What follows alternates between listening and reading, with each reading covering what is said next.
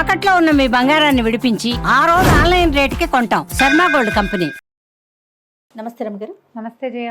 రమ్మగారు, తిరుమల తిరుపతి దేవస్థానం అనగానే మనకి లడ్డూ ప్రసాదం, అలానే స్వామివారికి తలనీలాలు సమర్పించడం కదండి. మొక్కు అనగానే మనకి ఇవి గుర్తొస్తుంది.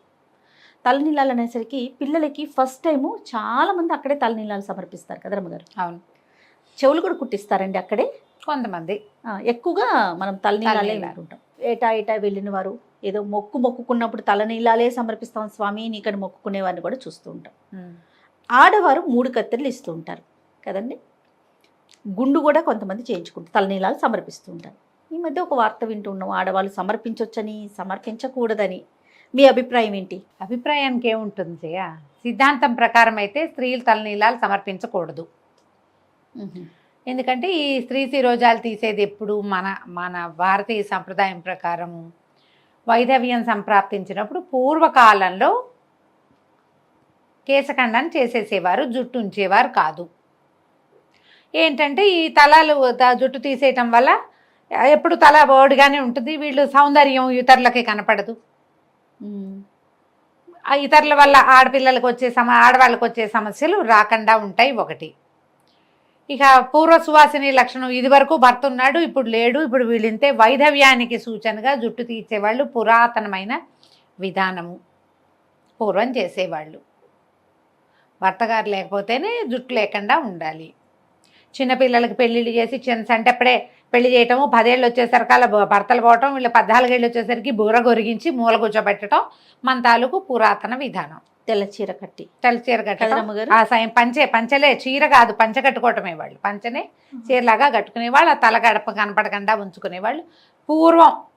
నీకు తెలిసే నాటికి నీకు తెలియదు, నాకు కూడా తెలియదు అంతగా, అంత పాతది విధానం.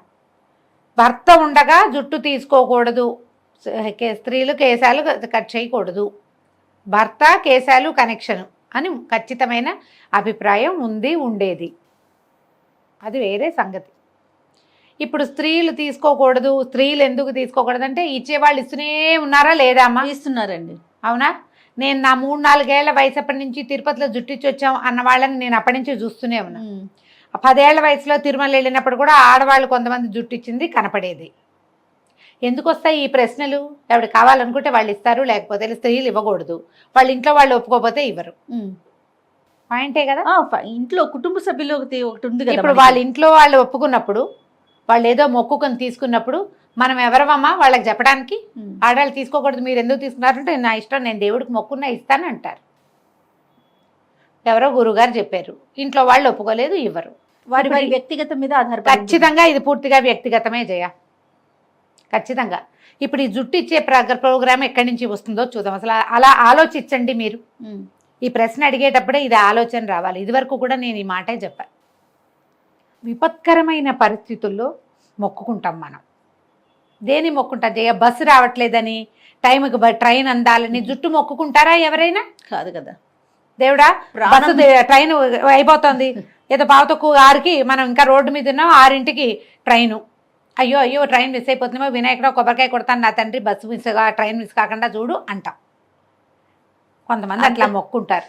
లేదా రాత్రి రేపొద్దున అన్నం తిన్ను, ఆ ట్రైన్ మిస్ అయిపోతే అక్కడ ఏదో సమస్య ఉందని వీటికి చేస్తారు. ప్రతి వాళ్ళకి మొక్కుకునే అలవాటు ఉంటుంది భగవంతుడికి. ప్రతి వాళ్ళు మొక్కుంటారు. ఈ మొక్కుకోటాల్లో జనరల్గా ఎప్పుడెప్పుడు జరుగుతాయి? ఏవైనా ప్రమాదాలు సంభవించినప్పుడు, అనారోగ్యాలు సంబంధించినప్పుడు, ఆర్థికపరమైన చిక్కుల్లో ఉన్నప్పుడు, ఏదో పిల్లలకి పెళ్ళిళ్ళు కావటం లేదో, పిల్లాడు కింద పడ్డాడో, వాడికి ఏదో జరిగిందో, మనకే జబ్బో పిల్లలకే జబ్బో, ఏదో విపత్కర పరిస్థితులు, ఎక్కడో ప్రమాదంలో చిక్కుకుపోయాం, ఎక్కడో ప్రయాణంలో ఇరుక్కుపోయాం, పిల్లాడు అక్కడెక్కడో ఉండిపోయాడు, మళ్ళీ ఇంటికి వచ్చే దారి కనిపించట్లేదు, దేవుడా తలనీలాలు ఇస్తాను తండ్రి, నిలువు దోపిడీ ఇస్తాను, నా పిల్లని రక్షించు, నా కళ్ళబడే నాయన అని దండం పెట్టుకుంటాం. భర్తలకి ప్రాణాపాయ స్థితులు, ప్రాణాపాయం అయిపోతాదేమో, నిలువు దోపిడీ ఇస్తాను తండ్రి, పసుపు కుంకాలు కాపాడు, ఇలాగే కదమ్మా మొక్కుంటారు. అంతేగా. ఇప్పుడు ఈ విపత్కర పరిస్థితుల్లో భగవంతుడికి దగ్గరికి వెళ్ళి నాయన నేను నీకు ఇది ఇస్తాను, నాకు ఇది వదిలిపెట్టు, ఈ కాస్త నన్ను ఇక్కడ రక్షించు అనేటప్పుడు ఈ ముందు వెనక సంప్రదాయము ఆలోచిస్తారా జయ ఎవరైనా? అస్సలు ఆలోచించలేకపోతామేమో కదా.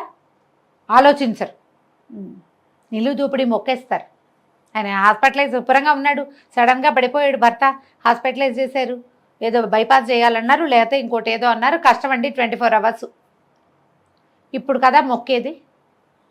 ఇప్పుడు సంప్రదాయము భర్త ఉండగా నేను తలనీలాలు ఇవ్వకూడదు అని ఆలోచిస్తారా అమ్మా? వాళ్ళ అలవాటు ప్రకారం ఏదో మొక్కుంటారు. ఇది కాదు, నా బోటక్క ఎవరో వచ్చింది, నిలువు దోపిడీ ఇస్తానని మొక్కోవే అతను బతికొస్తాడు అని చెప్తారు. నిలువు దోపిడీ అంటే సూత్రాలు, ఒంటి మీద ఉన్న బంగారం అంతా ఇచ్చి తలనీలాలు కూడా, అంటే నిలువు దోపిడీ ఇవ్వటం అంటే నా మొత్తం నా తాలూకు సంపదని నేను దేన్ని భావిస్తానో అదంతా నీకు ఇస్తానని కదా. సౌందర్యం కూడా మన సంపదే కదా జయ. సౌందర్యంలో ప్రధాన భాగం జుట్టు కాదా? కేశాలే కదా. కేశాలే కదా.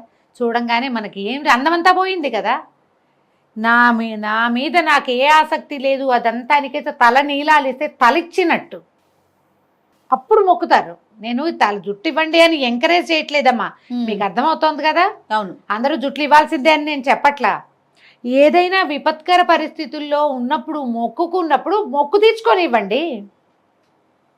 ఆ మొక్కుకి, ఆడవాళ్ళ మొక్కుకి భర్తలు ఒప్పుకోవాలమ్మా, ఇది రూల్. మీకు పాయింట్ అర్థమైందా? ఎవరు అక్కర్లా, భర్త గనక ఈ అమ్మాయి జుట్టు ఇవ్వటానికి భర్త ఒప్పుకుంటే ఏం పర్వాలేదు.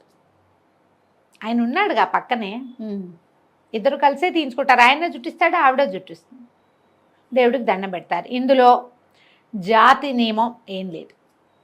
ఈ జాతుల్లో వాళ్ళు ఇవ్వకూడదు, ఆ జాతుల్లో వాళ్ళు తప్పు ఆ మాట. ఎవరైనా సువాసనే. భార్యాభర్తలు ఇద్దరు ఉన్నప్పుడు ఇద్దరు మాట్లాడుకుని అనుకుని నేను జుట్టు ఇద్దామనుకున్నాను, నీకు ఇట్లా ప్రమాదం తప్పింది, జుట్టు మొక్కున్నానంటే ఏదో నవ్వుతుంటే ఆడాళ్ళు జుట్టు ఇవ్వటమేమిటే అంటారు.